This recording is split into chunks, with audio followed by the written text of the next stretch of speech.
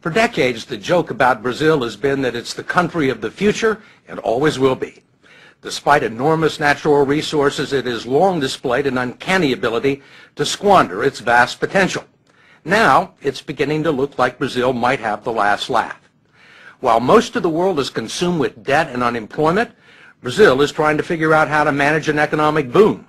It was the last country to enter the Great Recession, the first to leave it, and is poised to overtake France and Britain as the world's fifth largest economy. Its outgoing president may be the most popular politician on the planet, and with the World Cup and the Olympics on the way, Brazil is about to make its grand entrance on the global stage. The story will continue in a moment.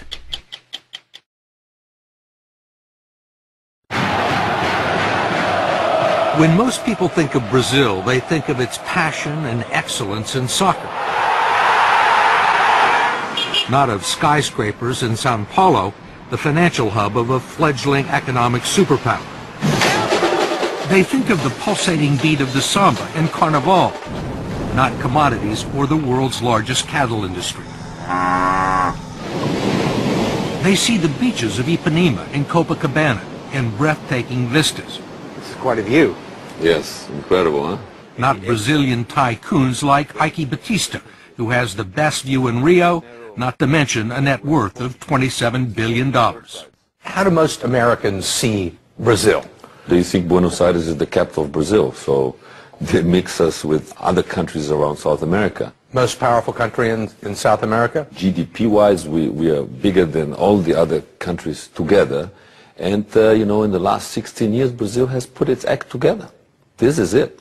Hello, time for Americans to wake up. With most of the world's economies stagnant, Brazil's is growing at 7%, 3 times faster than America. It is a huge country, slightly larger than the continental U.S., with vast expanses of arable farmland, an abundance of natural resources, and 14% of the world's fresh water. 80% of its electricity comes from hydropower. It has the most sophisticated biofuels industry in the world, and for its size, the world's greenest economy.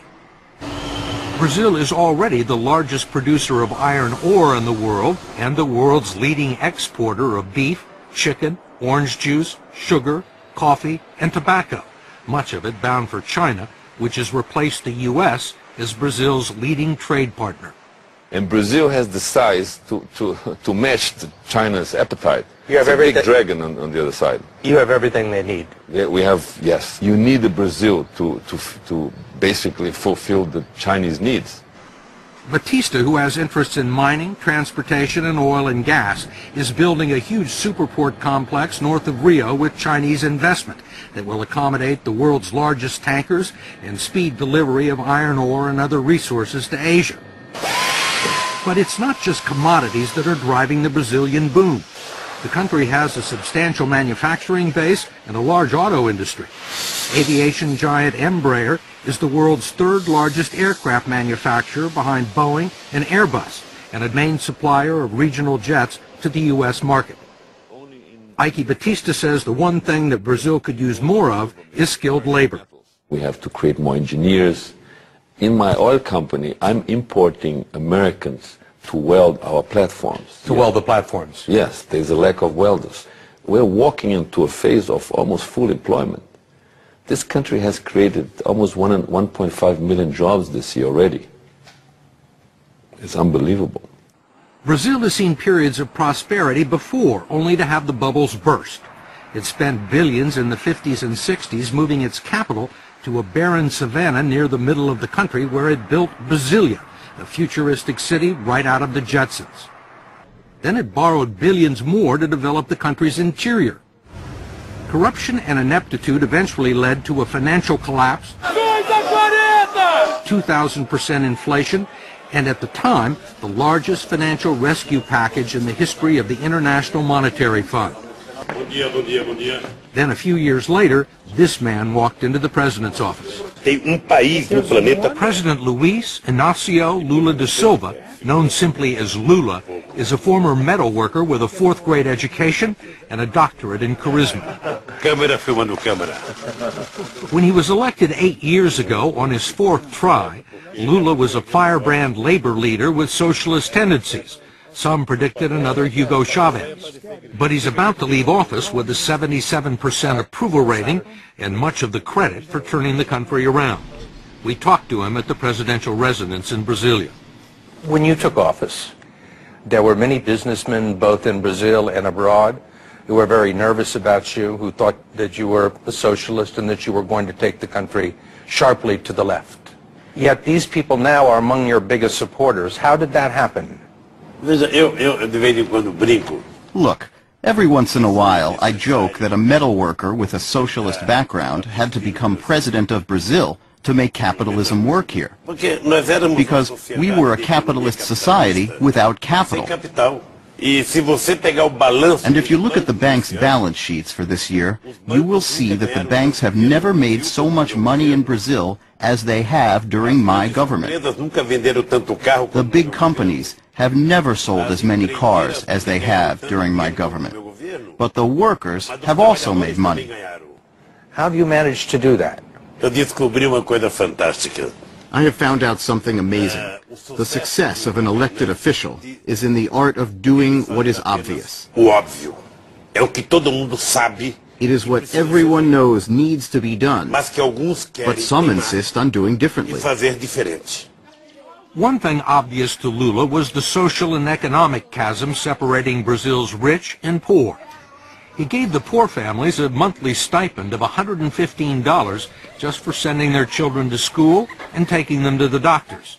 The infusion of cash helped lift 21 million people out of poverty and into the lower middle class, creating an untapped market for first-time buyers of refrigerators and cars.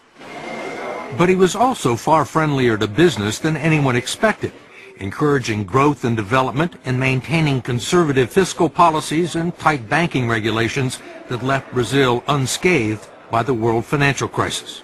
Lula was the right man at the right time, it seems. You have to admit it. You know, he's a kind of pop star. Eduardo Bueno is a colorful commentator and best-selling author of popular Brazilian history. What's his secret? He's streetwise, I guess you can say that. He knows people. He knows the feeling. He knows what they want. He knows how to deal with the rich. He charms President Obama. And he also charmed the international committees that awarded Brazil the 2016 Olympics and the World Cup of 2014, political victories that announced the country's arrival as an international player and will present some challenges for Brazil's next president. She is Dilma Rousseff, Lula's former chief of staff and his hand-picked successor, who was elected in October because he was ineligible for a third term. There are people that believe that once you were gone, Brazil may revert to its old ways. Will the momentum continue once you leave office at the end of the year? If there's something I am proud of, it is to have told my people that we are not second-class citizens, that we can get things done. We can believe in ourselves, and then people have started to believe. There are still some non-believers. Given its checkered record for living up to its promise, the rap against Brazil is that it lacks ambition. It's called the Brazilian way. Why do something today that you can pay someone to do the day after tomorrow? Brazilians put up with incredibly high taxes on almost everything, have a high tolerance for corruption, bureaucratic red tape, and according to Eduardo Bueno, harbor a secret love affair with incompetence. President Charles de Gaulle of France once said that Brazil is not a serious country. Do you believe that? Is Brazil a serious country now?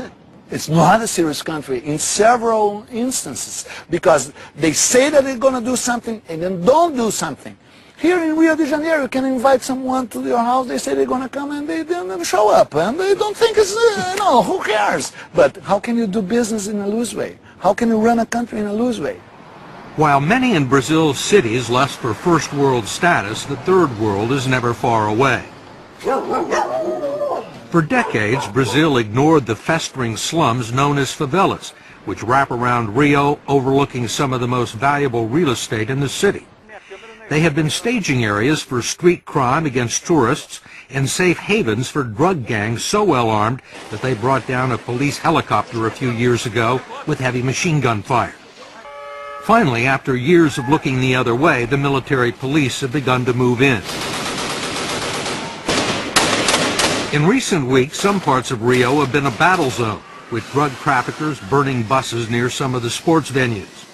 But so far, the police have pacified 13 of the most dangerous favelas, and there are 27 more to go. This is a revolution. I myself did not believe this 3 years ago. There is a solution for slums all over Brazil. But there are also some massive problems with infrastructure. If the road to Brazil's future is long and wide, it is also jammed with traffic and filled with potholes. 90% of the roads in the country are still unpaved, and in the cities there's not much in the way of public transportation. And already there are major delays in the building and renovating of stadiums for the 2014 World Cup. FIFA, the World Soccer Organization, says Brazil is way behind in making preparations for the World Cup. Will the country be ready? Primeiro, nós precisamos tomar cuidado.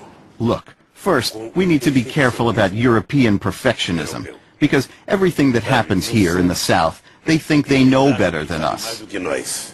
Então, Well, the Europeans may put their minds at ease because we will organize the most extraordinary World Cup ever. What they didn't make in 500 years, they want to make in 4, because the World Cup is going to be in Brazil. You think they'll be ready? No, I don't think it's going to be ready, especially because Brazilians don't mind to be late. You know, they think, just get a little late, what's the problem? They're going to be planting the grass while the ball was already rolling. Whatever happens in Brazil, no one will be able to blame it on a lack of money. That's because 150 miles off the coast lie what are believed to be the largest discoveries of oil found anywhere in the world in the past 35 years. Petrobras, the state-owned oil company, is preparing to drill 20,000 feet below the surface of the Atlantic to reach oil fields that sit underneath layers of salt beds. This oil story is $1 trillion story, right in front of us here. What do the offshore oil discoveries do for Brazil? What do they mean for the country's future? Oh, it means, you know, we should be producing in excess of 6 million barrels a day. So it put us among the third, fourth largest producer in the world, massive exporter. President-elect Dilma joked that the oil discoveries were just the latest proof that God is Brazilian. An economist from Goldman Sachs, no less, had predicted that Brazil, along with Russia, China, and India, will dominate the world economy in the 21st century. If it happens, Brazil would be a different kind of superpower, one that would rather make love, not war. It has no nuclear arsenal, and aside from contributing a small number of troops to the Allied cause in 1944, Brazil hasn't fought a war since 1870.